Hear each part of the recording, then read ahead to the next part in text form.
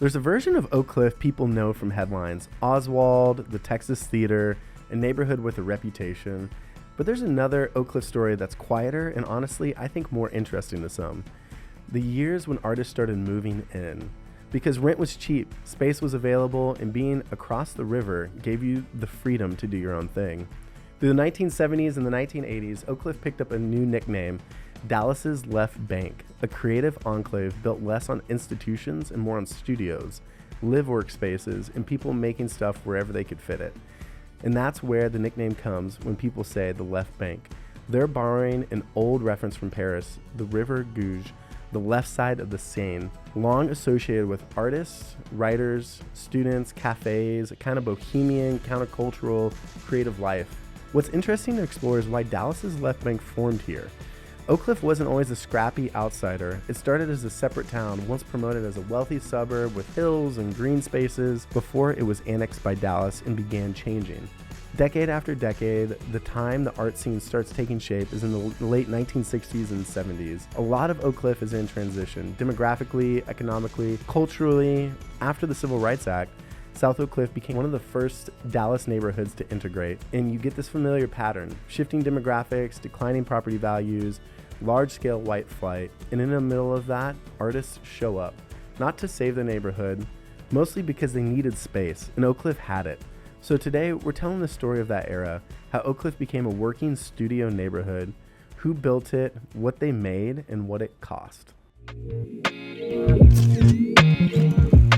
Welcome to the Hidden City Podcast. I'm Grant. And I'm Doug, and we're here to share some of the incredible stories and people from Oak Cliff that you might not know.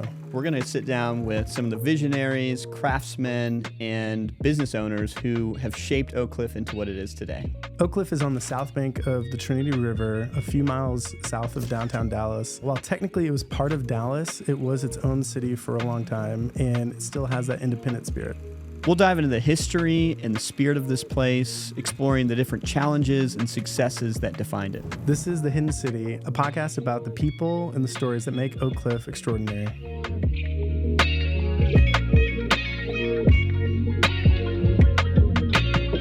Welcome to this episode of the Hidden City Podcast. Today we're excited to tell you the story of Dallas's Left Bank. If you want to understand why an art scene took root here, it helps to start with logistics, not romance. Oak Cliff had what artists are always looking for: room. Not just vibes, actual space. Empty storefronts you could get into. Buildings that weren't precious yet. And in the early days of what we now call Bishop Arts, artists like Greg Metz, Bill Haveron, and Randy Twaddle moved into vacant storefronts and did the work to make them usable. That's not a metaphor.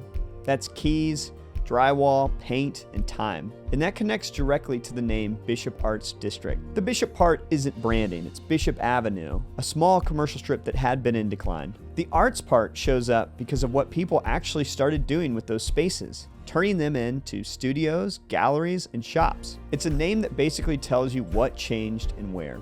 It wasn't only storefronts either. Even the bigger old structures could become working space. A City of Dallas landmark nomination notes that sculptor Javier Corbero purchased what's now known as the Bishop Arts Building in the early 1980s and operated out of it. Another example of Oak Cliff functioning like a studio ecosystem, not just a residential neighborhood. It also had distance. The Trinity River wasn't just geography, it was the line people felt in their bones.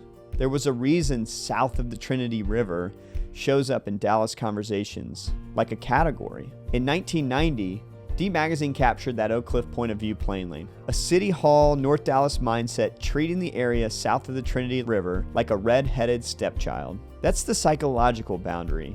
Feeling overlooked, then turning it into an identity. At the same time, Oak Cliff carried baggage. After 1963, the neighborhood, and especially places like Texas Theater, became part of a story the whole world wanted to stand inside. NBC5 notes that the assassination aftermath propelled the Texas Theater into the international spotlight, whether locals wanted the attention or not. And even decades later, that story still crowds the frame. The Dallas Morning News recently had readers vote the JFK assassination front page as the paper's most significant front page in its history. So when artists started arriving in the late 60s and the early 70s, and then again as pockets like Bishop Avenue became shifting in the early 80s, they were stepping into a neighborhood with character, tension, and space. And that mix, cheap space, a little separation from the city's center of gravity, and a neighborhood everyone already had an opinion about, can create a scene. By around 1970, you start seeing the same few names show up again and again. Artists who weren't just living in Oak Cliff, but building studios. They were here making work that didn't feel like it came from anywhere else. People later called them the Oak Cliff Four. George T. Green, Jack Mims, Jim Roche, and Robert Daddy-O Wade. They weren't a formal collective in the ways people imagine a collective now. It was more practical than that. They were in the same part of town in a reachable distance, swapping ideas, helping each other get shows, and building a scene almost by accident. And then here's the part that matters for the story. The outside world noticed them because they didn't sound like they were trying to be New York. A 1981 D Magazine profile on Bob Wade talks about the moment they first got the national ink outside of the art journals. A 1972 Newsweek article that featured Wade, Roche, and Green, and Mims as maverick artists living in Oak Cliff. That's a good hinge point, because once a national magazine writes Oak Cliff next to artists, you've got something more than just a few people making work in studios. You've got a scene other people can point to, and the descriptions are very Dallas. That same D Magazine piece remembers the vibe and plain language, less saloon culture, more hanging out in studios and talking big. If you want shorthand for what they're doing, a lot of people later use the label Texas Funk. Not funk music, more like a Texas flavored pop art. Playful, loud, sometimes ridiculous on purpose, pulling from roadside culture and Texas myth. You can hear that framing even in later remembrances of Wade, describing him as a pioneer of Texas funk and a connoisseur of southwestern kitsch. And Wade especially had a talent for taking the everyday Texas symbol and pushing it just far enough that you couldn't ignore it. One D Magazine line loves to tell it how public-facing this got. It mentions the 40-foot cowboy boots landing on the front page of the Washington Post, Joan Mondell embracing Wade, and Wade showing up on CBS Morning News soon after. That's not local art scene stuff. That's the moment when Oak Cliff studio life starts spilling out into the national imagination. Texas exaggerated funny, and a little bit of critique depending on how you read it. And here's what's important for our larger point. This wasn't happening in a white box gallery designed for art tourists. A lot of what was happening was in studios, in spaces that existed because Oak Cliff had room, because people here were willing to work in places that weren't polished. So when we talk about Oak Cliff as Dallas's left bank, this group is one of the reasons that the nickname stuck. Not because they formed a movement with a manifesto, but because for a stretch of time, you could point to a handful of working studios in Oak Cliff and say, something's happening over here. Next, we need to talk about what over there actually looked like from day to day, where these studios were, who else was around them, and how Bishop Avenue started shifting from a tired commercial strip into what later became known as Bishop Arts. Here's where the Dallas left bank story gets more complicated. Because while a lot of the attention in the 1970s and 80s went to artists relocating to Oak Cliff for cheap space, there was another art world already operating here. And the two didn't always overlap. Oak Cliff is integrating and shifting fast in those decades, and the creative community reflects that same reality. People can be in the same neighborhood, building art at the same time, and still live in separate lanes. One of the clearest examples of this is Artelo Beck Jr. Beck was an Oak Cliff oil-based painter who didn't just make work, he built infrastructure too. The Texas State Historical Association notes that Beck opened an art gallery in Oak Cliff in the early 1970s and used it to show his own work alongside other artists, especially black artists from the Dallas area. And the City of Dallas Cultural Archive gets even more specific. It places Artelo's art gallery at 1922 South Beckley, opening in 1971, and describes the gallery as a centerpiece for black artists in the 70s and 80s. That's worth sitting with for a second, because when we talk about an art scene, we usually talk about who gets written up, who gets reviewed, and who gets collected, who gets counted. Beck was doing the unglamorous part, making sure there was a place for black artists who could show their work, sell their work, and be seen. And he wasn't alone. Frank Frazier is another name you'll hear in the story, an artist and advocate who focused on building visibility and opportunity for black artists. In his biography through Hearn Fine Art, he's quoted plainly. He's concerned about the future of the black artist and making work that affects change. By the late 80s and into the early 90s, you start seeing more gallery activity oriented toward black artists and audiences in and around South Oak Cliff. We can even see traces of that in public records, like City of Dallas resolution logs in the early 1990s that mention Visions and Black Gallery by name. And here's the point for our episode. You can have a neighborhood full of studios and still two very different ecosystems, different networks and audiences and opportunities operating side by side. Beck's Gallery is a reminder that Oak Cliff's creative life wasn't only the funk scene and the artists who got the national press. It also included people building institutions that served a community the mainstream Dallas art world often ignored. So when we say Oak Cliff became Dallas's left bank, we should say it accurately. It's not one story. It's multiple stories happening at the same time, sometimes connected and sometimes not. And that really sets us up for the next question, which is, what did this actually look like on the ground? Not the labels, the rooms, the studios, the storefronts, the hangouts, the spots where people actually met, argued, traded ideas, and built whatever this scene was going to become. By the 1980s, you start seeing the space story turn into a momentum story, especially around what we now call the Bishop Arts District. First, just to keep it concrete, Bishop is Bishop Avenue, a short run of older storefronts that had gone quiet and in places looked borderline forgotten. Oak Cliff Advocate has a whole piece from its 2013 document saying that that era is boarded up on Bishop. Then you can get into the early redevelopment push. According to Oak Cliff Advocate, Jim Lake Companies bought up several blocks in the 1980s with the aim of redeveloping it at the time when people weren't exactly lining up to open up shops south of the river. One of the lakes even describes having to drag people kicking and screaming across the river just to look at the space. And here's the important part of our story. This wasn't Bishop Arts yet, in the way that people know it as today. It becomes Bishop Arts because artists were really using some of those storefronts. They were storing canvases, making work, turning cheap square footage into studios. A later D Magazine profile of the Lake Company says that they dubbed it the Bishop Arts District in the mid-1980s, specifically because of the artists in those storefronts. So for a stretch, you get this classic early stage neighborhood pattern: cheap rent, odd little storefronts, artists and small operators willing to experiment, and a strip that starts to feel alive again. But that predictable thing happens. Once the neighborhood becomes more interesting, money follows, nightlife shows up, and the destination language starts creeping in. More restaurants, more retails, more tension, and the very thing that makes that area attractive. People are doing creative work in cheap, flexible spaces. They start to get priced out by that success. Dallas isn't the only city where this happens, but Dallas happens to have its own version of this cycle. The Dallas Morning News architecture critic put it bluntly in a Deep Ellum flashback piece. Historically, artists colonize run-down urban neighborhoods, and then they get forced out by later waves of gentrification. And that's been happening in Deep Ellum too. Oak Cliff starts feeling a similar pressure, and there's a moment that captures the mood perfectly, because artists in Oak Cliff had a way of making the complaint funny without making it soft. In 1985, artist Greg Metz entered the Oak Cliff Kinetic Sculpture Parade with a piece called The Artist's Wheel of Misfortune, an oversized human-powered hamster wheel. Oak Cliff Advocate describes it as a protest against the constant hunt for affordable space. The sign on it read, "Oak Cliff used to raise artists and chickens, and now they only raise rent." If you fast forward to today, you can see how that cycle settles into something real. Bishop Arts isn't a forgotten strip anymore. It's a destination neighborhood, busy on weekends, full of foot traffic, a place people actually plan around. And it still gets talked about as a place to show up for small businesses. That shop local energy is part of the district's identity now. At the same time, the growth around North Oak Cliff has been real.